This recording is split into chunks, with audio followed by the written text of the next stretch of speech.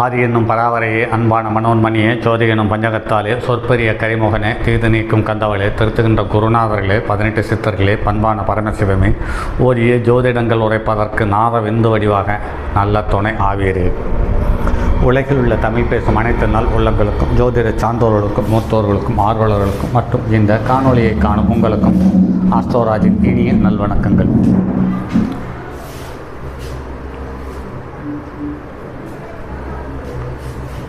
ஜோதிடம், ஆன்மீகம், வாழ்வியல், மருத்துவம் என்ற 4 தலைப்புகளில் தொடர் காணொளிகளாக கொடுத்து வருகிறோம். அந்த வகையில் இன்று ஜோதிடம் சார்ந்த ஒரு பகுதியிலிருந்து மற்றொரு பதிவு.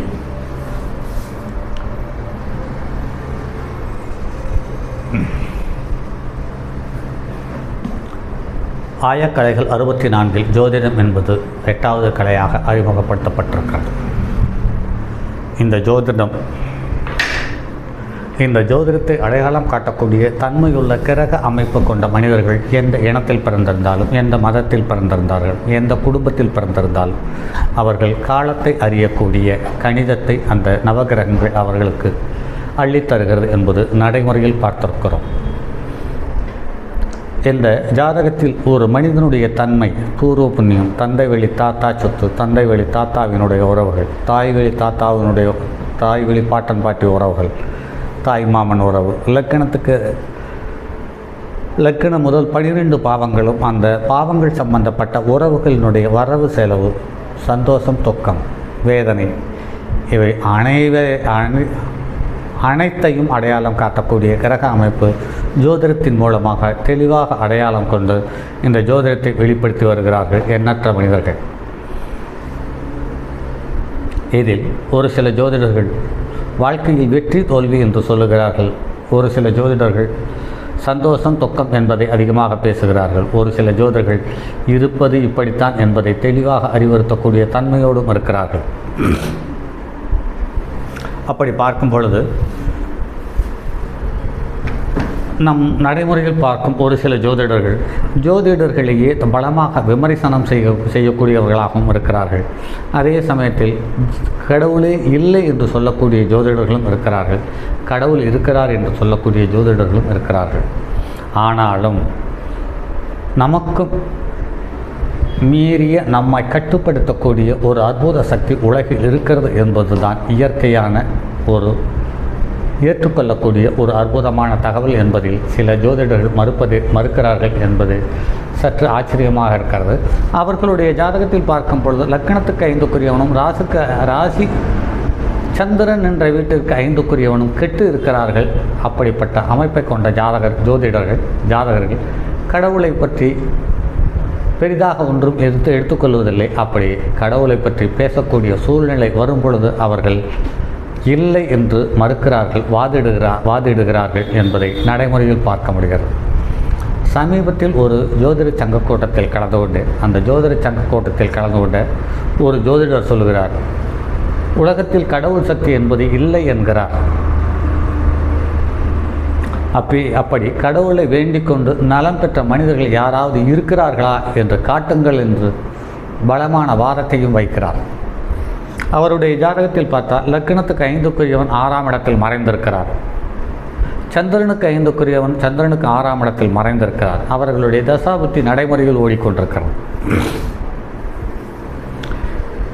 ஒரு ஜாதகத்தில் 12 பாவங்களும் 360 பாகைகளும் ஒவ்வொரு பாகைக்கும் மற்றும் ஒரு பாகைக்கும் இருக்கிற இடைவெளி அந்த ஜாதகரினுடைய குணநிலையும் மனோநிலையும் மாற்றக்கூடிய தன்மையை பெற்றிருக்கிறது என்பதை அவருக்கு ஏனோ யோசிக்க தோணவில்லை.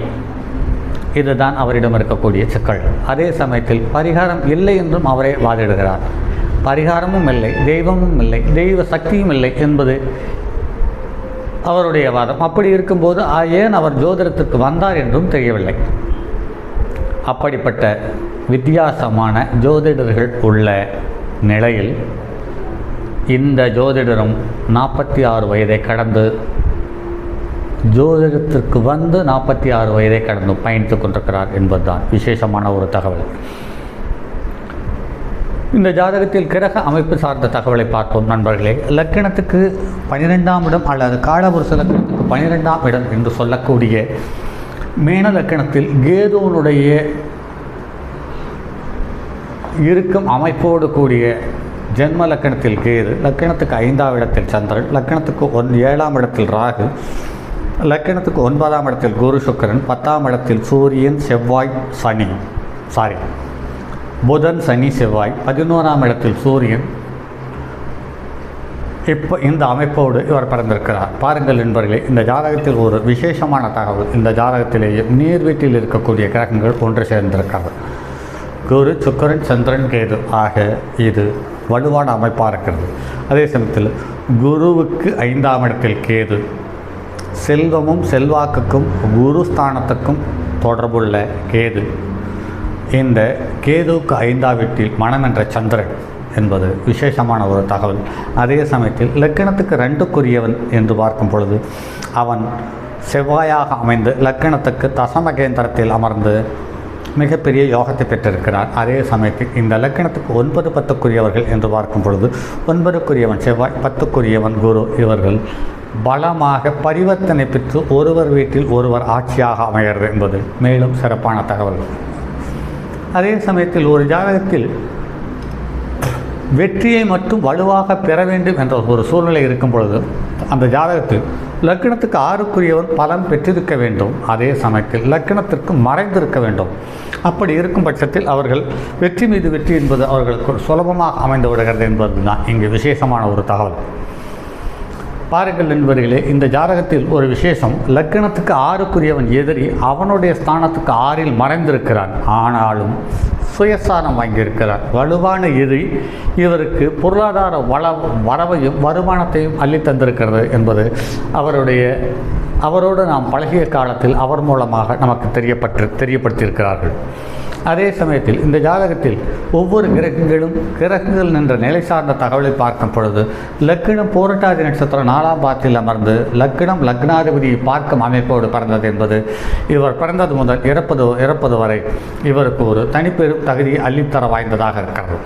அதற்கு அடுத்தது சூரியன் உத்தராட நட்சத்திரம் 2ஆம் பாதத்தில் அமர்ந்து குறைந்த பாகையை வாங்கியிருக்கிறது. ஆக சூரியன் இவருக்கு எதிரியாக இருந்தாலும் 11ஆம் இடத்தில் லாபஸ்தானத்தில் அமர்ந்தது என்பது சிறப்பான யோகத்தை தந்திருக்கிறது என்பதில் மாற்று கருத்திருக்க முடியாது. அதற்கடுத்தது சந்திரன் பூச நட்சத்திரம் 4ஆம் பாதத்தில் அமர்ந்திருக்கிறது. லக்கணத்துக்கு 11க்குரியவனுடைய சாரம், அதே சமயத்தில் லக்கணத்துக்கு 12க்குரியவனுடைய சாரம் என்பதையும் இங்கு கணக்கில் எடுத்துக்கொள்ள வேண்டியதாக இருக்கிறது. அதற்கடுத்தது லக்கணத்துக்கு 2ஆம் இடத்துக்குரிய கிரகம் செவ்வாய் மூல நட்சத்திரத்தில் கேதுவனுடைய சாரத்தில் அமர்ந்து கேது நின்ற வீட்டிற்கு 10ஆம் இடத்தில் இயல்பு நிலையிலேயும் பரிவர்த்தனையில் 9ஆம் இடத்தில் அமர்ந்தும் கேதுவுக்கு திரிகோணத்தில் அமர்ந்தது என்பது இவருக்கு சுலபமாக ஜோதிடத்தை அள்ளித்தந்தது.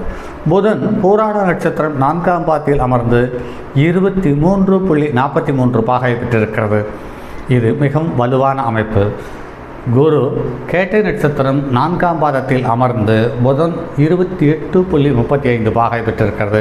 அதுக்கடுத்தது சுக்கிரன் கேட்டை நட்சத்திரத்தில் 2இல் அமர்ந்து 22.15 பாகை பெற்றிருக்கிறது. சனி பூராட நட்சத்திரம் 2ஆம் பாதத்தில் அமர்ந்து 17.56 பாகை பெற்றிருக்கிறது. குரு உத்தர நட்சத்திரம் 3ஆம் பாதத்தில் அமர்ந்து 4.47 பாகை பெற்றிருக்கிறது. கேது உத்திரட்டாதி நட்சத்திரம் 1ஆம் பாதத்தில் அமர்ந்து 4.47 பாகை பெற்றிருக்கிறது. இதில் புத்தியை அடையாளம் காட்டக்கூடிய புதன் குருவனுடைய நட்சத்திரத்தில் அமர்ந்து தன் வீட்டை தான் பார்த்து யோகத்தை பெற்றது. அதாவது 4ஆம் இடத்துக்குரிய கிரகம் 4ஆம் இடத்தை பார்த்து யோகத்தை பெற்றது. இந்த ஜாதகத்தில்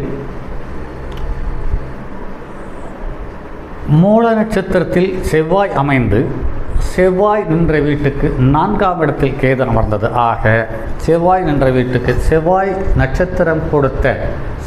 நட்சத்திரத்தை கொடுத்த கிரகம் 3, 6, 10, 12 அல்லது 3, 6, 8, 12 அமையாமல் கேந்திரத்தில் அமர்ந்து இவருடைய ஜாதகத்துக்கு மேலும் வலு சேர்த்தியது.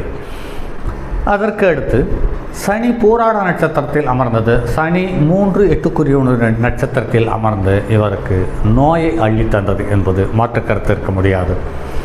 அதே சமயத்தில் ஒரு ஜாதகத்தில் சுக்கிரனும் குருவும் சேரும் பொழுது பொருளாதாரம் என்பது சுலபமாக அவருக்கு வந்து கொண்டிருக்கிறது என்பதில் மாற்றுக்கருத்தில்லை. அதே சமயத்தில் இவருடைய ஜாதகத்தில் சுக்கிரன் லக்னத்துக்கு 3ஆம் இடத்துக்குரிய கிரகம் தனது ஸ்தானத்துக்கு 7இல் நின்று தன் வீட்டை பார்த்து பலன் பெற வைத்தது. அதற்கடுத்தது புதன் 4ஆம் இடத்துக்குரிய கிரகம் ஆக தன்னுடைய வீட்டை 10ஆம் இடத்திலிருந்து தசமகேந்திரத்திலிருந்து 4ஆம் இடத்தை பார்த்து மேலும் வலு சேர்த்தது.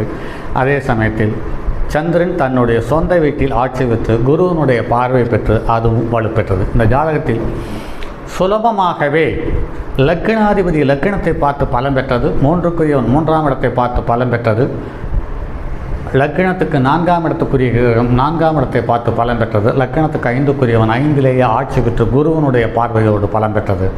அது மட்டும் இல்லாமல் செவ்வாய் நெருப்பு வீட்டுக்குரிய கிரகமாக மேசத்துக்குரிய கிரகமாக அமைந்து மற்றும் ஒரு நெருப்பு வீட்டில் தனுசில் அமர்ந்து தன் வீட்டுக்கு திரிகோணத்தில் அமர்ந்து அதுவும் யோகம் பெற்றது. இந்த ஜாதகத்தில் சூரியனும் 6ஆம் இடத்துக்குரிய கிரகம் அவனுக்கு 6இல் நின்றாலும் கூட சுயசாரம் வாங்கி பலம் பெற்றது. அதற்கடுத்தது கேது உத்திரட்டாதி நட்சத்திரத்தில் அமர்ந்து மிகப்பெரிய வலுவான சூழ்நிலை தந்திருக்கிறது. ஏனென்று கேட்டால் கேதுவுக்கு நட்சத்திரத்தை கொடுத்த கிரகம் தனக்கு 10இல் அமர்ந்தது, வீட்டை கொடுத்த கிரகம் தனக்கு 9ஆம் இடத்தில் அமர்ந்து கேதுவனுடைய சாரம் பெற்றது. இதில் ராகு உத்திர நட்சத்திரம் 3ஆம் பாதத்தில் அமர்ந்து சூரியனுக்கு திரிகோணத்தில் அமர்ந்தது. இந்த ஜாதகத்தை ஓரளவு உற்று கவனிப்போமானால் இந்த ஜாதகத்தில் உள்ள கிரகங்கள் அனைத்தும் ஒன்றுக்கொன்று தொடர்பு பெற்று வலுவான சூழ்நிலையில் அமைந்தது. ஆக இவர் ஒரு ஜோதிட சங்கத்தினுடைய நீண்ட கால தலைவராக பணியாற்றியிருந்தார் என்பது மேலும் குறிப்பிடக்கூடிய ஒரு தகவல். சரி நண்பர்களே, மற்றும் அடுத்த பதிவில் சந்திப்போம். அதுவரை உங்களிடமிருந்து விடைபெறுவது உங்கள் அன்பு நண்பன் எம் ராஜரத்தினம். தங்கமான் மழுவோடேந்தி தன்மதி தலைகள் கொண்டோர் மங்கையர் பறிக்கச் சொன்ன மாமொழி ஜோதிடத்தை இங்கு யாம் உரைப்பதற்கோர் இமை என்னும் பிழை வராமல் காக்க செங்கன் மால் மருகன் யானைச்சரன் பதம் காப்பதாமே.